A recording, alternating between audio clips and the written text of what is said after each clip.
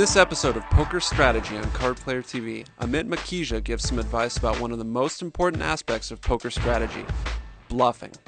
Everybody knows what a bluff is. A bet designed to win the pot by making your opponent fold when you have a worse hand. But not everybody knows why it is important to bluff.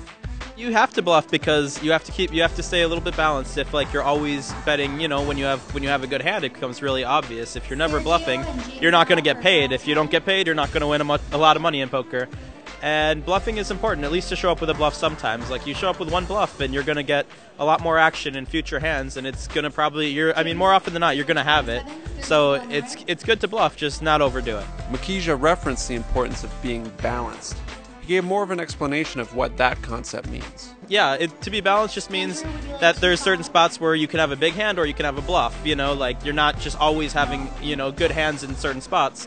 And it just is, a way of being tougher to play. If you always have big hands and people know that, if you're that, old guy who sits there waiting for aces and kings, no one pays them off. If you're someone that's playing, your big hands aggressively and playing some bluffs aggressively as well, it's a lot more difficult to play you for your opponents.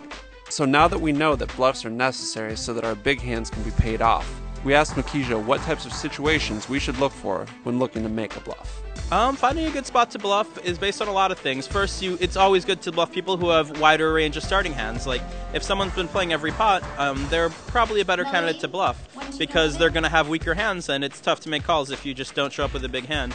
But sometimes there are those bad players that, they're playing every hand, but they're not willing to make any folds. So you just have to be attentive, pay a lot of attention, and try to figure out who's a good person to bluff and who isn't, and try to figure out when they're strong or weak, and take advantage of them when they're weak, and, hopefully just put in as few bets as possible when they're strong.